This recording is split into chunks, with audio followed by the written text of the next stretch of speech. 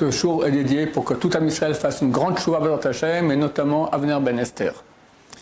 Notre parasha de Balak, une des plus belles parachiotes de toute la Torah. Balak, c'est donc le roi de Midian, et il va louer les services de Bil'am Arasha, Bil'am, le plus grand prophète qu'ont eu les Goïm, pour aller maudire le peuple d'Israël. Il lui dit, je sais que ce que tu maudis est maudit. Comment il sait? Parce qu'il était roi de Moab, et le pays de Moab a été conquis en grande partie par Sichon, Melech HaEmori, Sichon, le roi de Émori.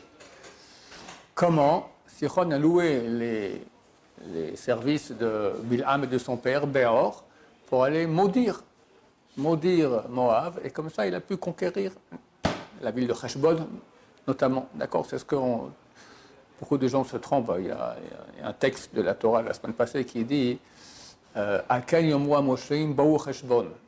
C'est pour ça que diront les moshlim, allons à Heshbon.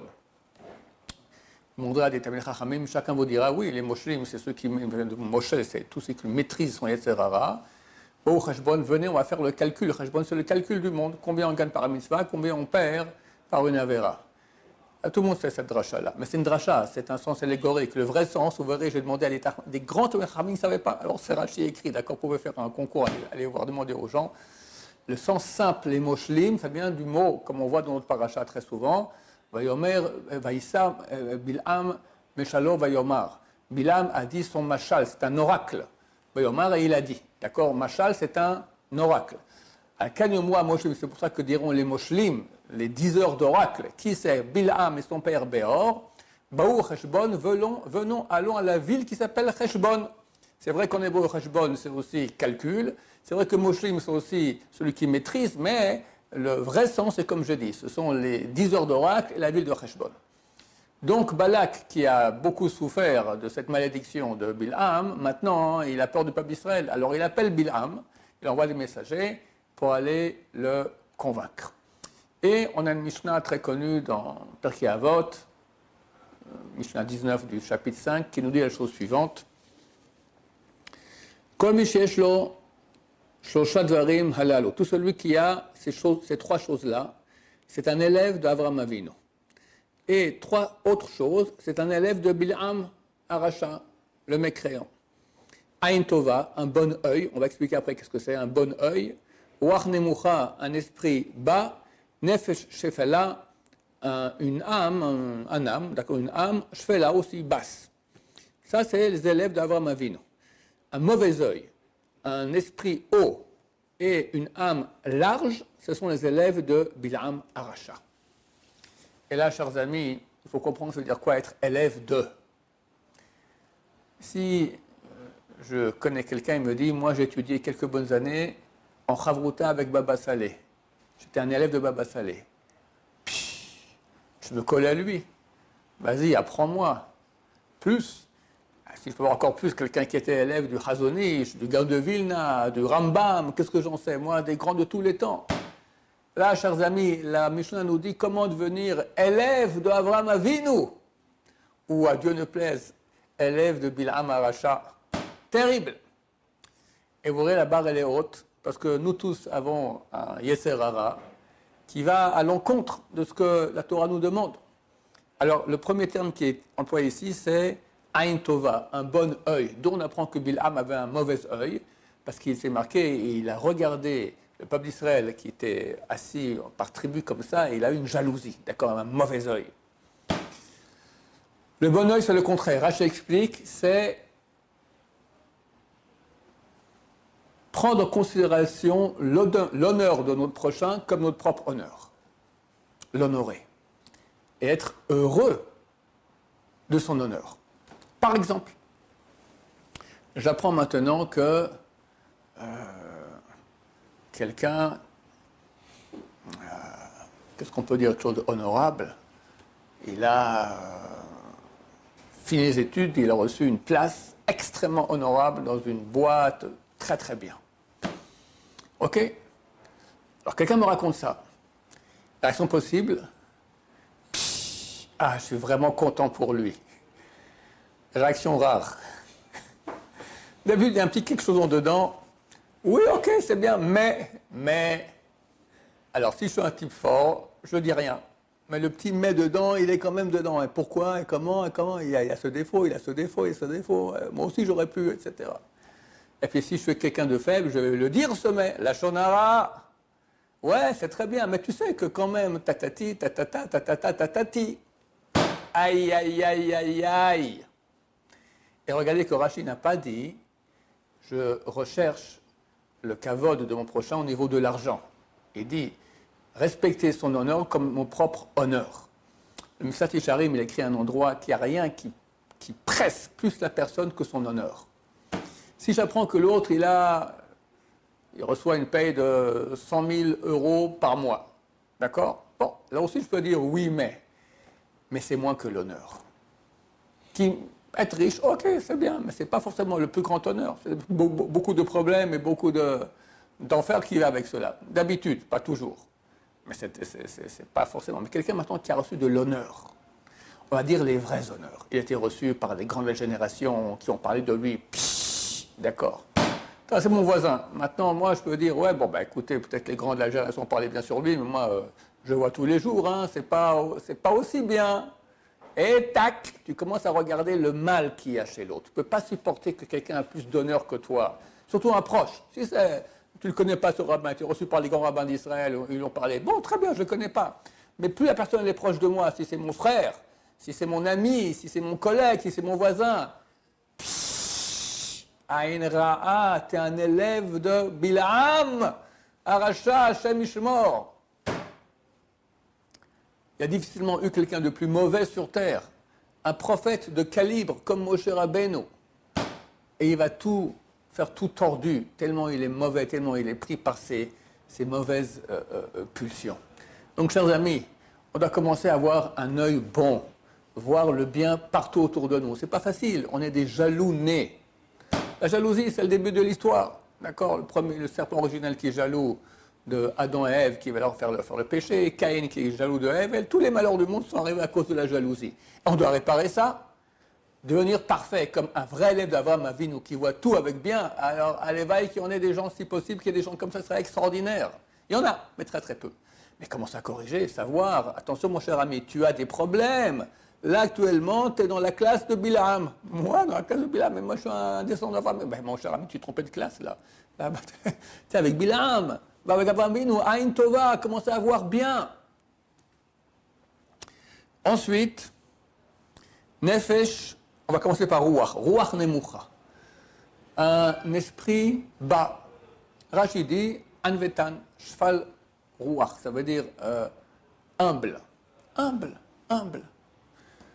Pas se prendre pour ce qu'on n'est pas. Savoir que ce qu'on a, ce n'est pas grâce à nous, c'est un don de Dieu. Et savoir qu'il y a beaucoup de choses qu'on n'a pas du tout, et qu'on est nul. Savoir, il y a des gens qui prient à Dieu en Occident, on nous a bourré la tête qu'il faut avoir confiance en soi. C'est-à-dire, je suis quelqu'un. Et des gens qui n'ont pas confiance en eux, je suis un nul. Eh bien, chers amis, la Torah nous dit tout le contraire.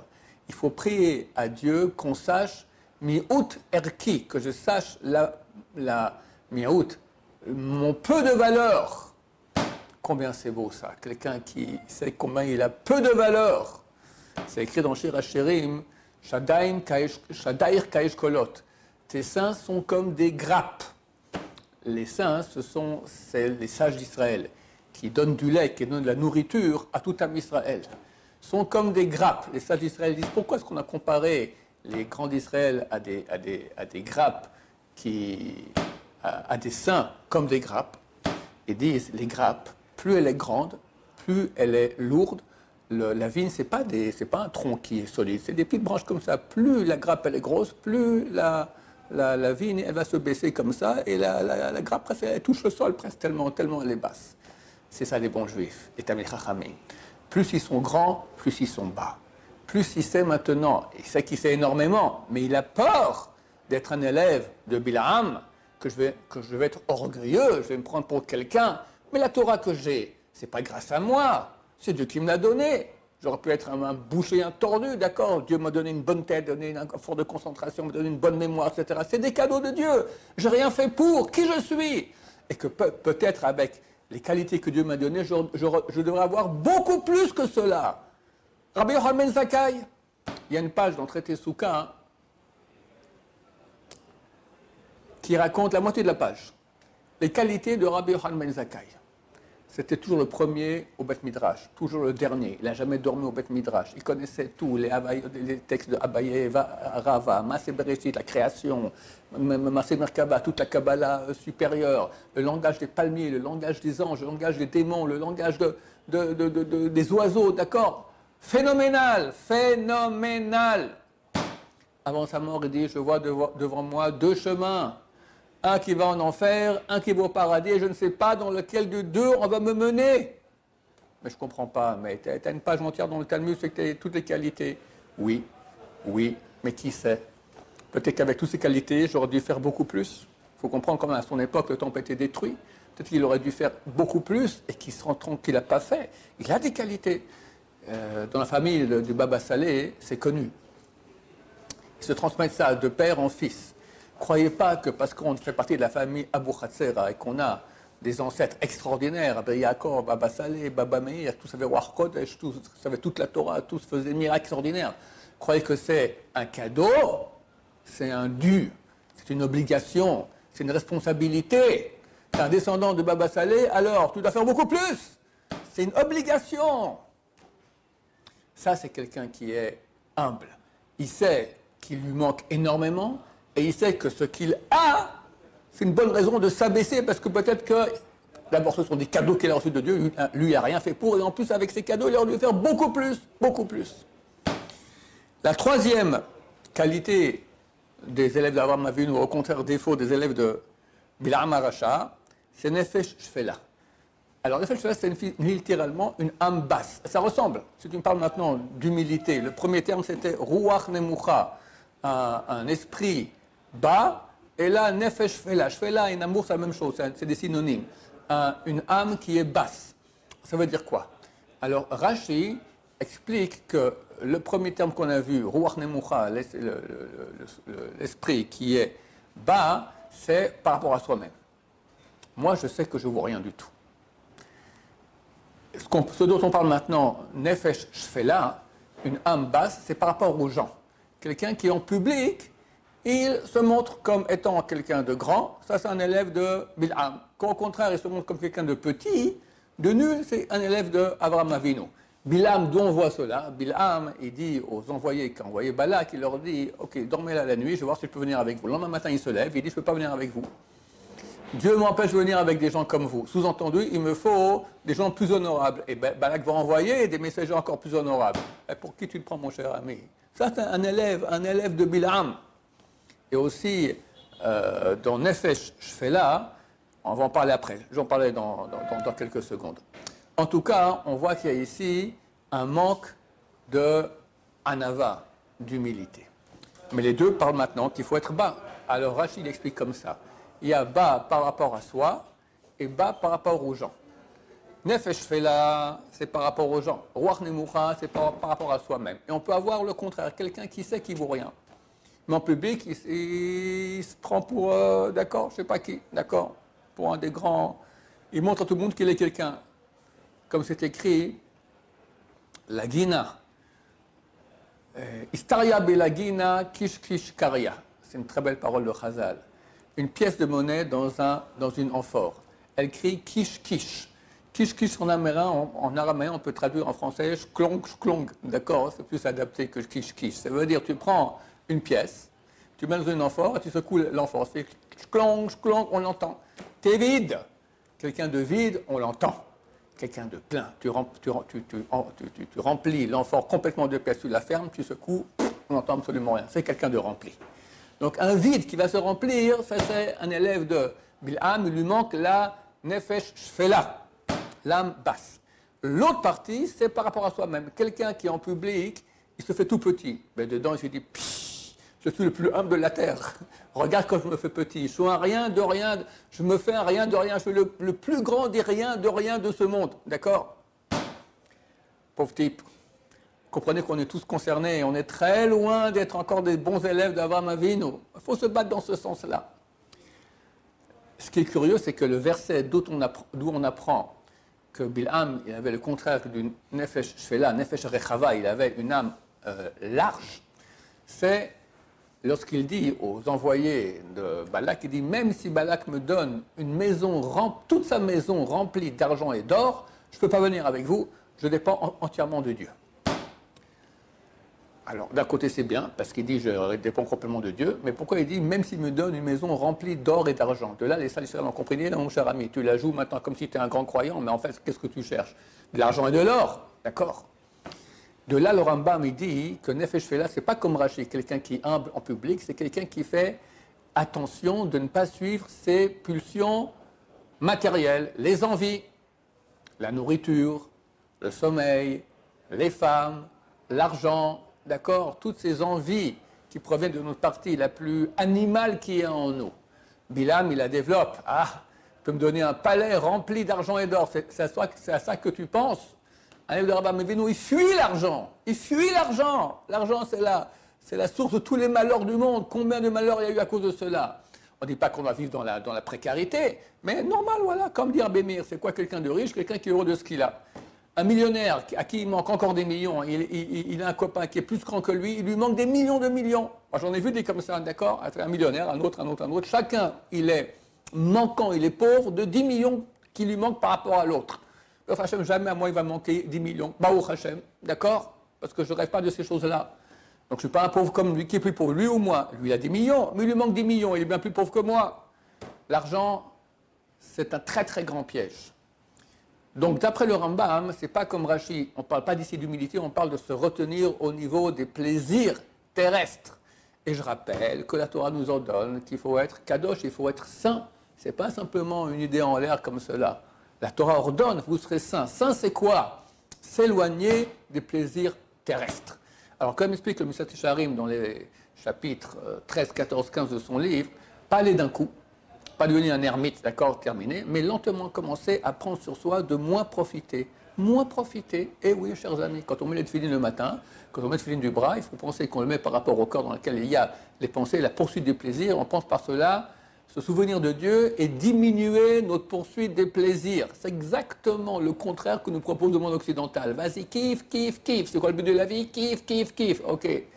Comme j'ai dit l'autre jour, à la fin, tu fais kiffer ta partie animale, au bout d'un moment, tu deviens vide parce que ton vrai être, qui a besoin de spiritualité, tu ne vas pas le nourrir avec cela. Donc, il tombe en dépression et on commence les antidépresseurs. D'accord? C'est une maladie française très très connue. Voilà, chers amis. Il y a beaucoup de travail. Arriver à regarder avec amour la réussite de son prochain, et ça provient de la mitzvah numéro 1 de toute la Torah, comme dit Rabbi Akiva, c'est la base de toute la Torah, aimer son prochain comme soi-même, être heureux de la réussite de l'autre. C'est du travail. C'est du travail. Ensuite, je vais te donner un petit truc pour ce travail-là. On est jaloux. Alors, il y a une Gemara très très belle, dans Traité Yoma, page 38, si je ne me trompe pas, qui dit comme ça. À ta place, on t'asseyera. En ton nom, on t'appellera. Et personne ne peut prendre de ce qui te revient quoi que ce soit. Si quelqu'un se répète ça sans cesse, à ma place, je serai assis. En mon nom, on m'appellera. Tout le caveau que je dois avoir, je l'aurai. Personne ne prend rien. Et on ne me prend rien, ni de l'argent non plus, rien. C'est fini, je ne suis plus en concurrence avec les autres. Pourquoi est-ce que je regarde l'autre avec un regard mauvais? Ouais, il a eu cette place-là, mais bon, moi je sais qu'il n'a pas droit à tous ces honneurs-là. C'est une jalousie parce que j'ai l'impression qu'il me prend. Il me prend. Alors je dois dire, non, non, mon cher ami, tu es plus bas que c'est moi qui est plus grand que toi, pas toi qui es plus grand que moi. Quand quelqu'un sent que quelqu'un est plus grand que lui, c'est comme si on lui a pris de la grandeur. Mais c'est faux, c'est faux, c'est faux, il n'y a rien à voir. J'ai fait un cours un temps qui s'appelait Escargot tu es, escargot tu resteras. Qu'est-ce que vous expliquez par cela? Est-ce qu'on a déjà vu une fois un escargot jaloux d'un lion? Pas du tout. Pourquoi? Parce qu'il dit, les lions, c'est les lions, l'escargot, c'est l'escargot. J'ai pas de concurrence avec lui, c'est deux classes, ça n'a rien à voir, d'accord? Rien à voir. Nous, en tant qu'êtres humains, chacun de nous, on a une spécificité unique. On est aimé par Dieu de façon unique. Le monde entier valait la peine d'être créé pour nous, moi tout seul. Et j'ai rien à voir avec l'autre. Il m'a rien pris. En mon nom, on m'appelle. à ma place, on m'assied. Tout ce qui me revient. Je n'ai pas de concurrence avec lui. Dès lors, quand lui, maintenant, il a reçu quelque chose de très bien, alors c'est l'occasion de montrer maintenant à Dieu que j'aime mon peuple, comme moi-même. Je suis heureux pour lui, il ne m'a rien pris. Voilà, comme ça, Hashem, on sera des bons élèves d'Avraham Avinu, Bezrat Hashem. Baruch Adonai, l'olam, amen ve amen.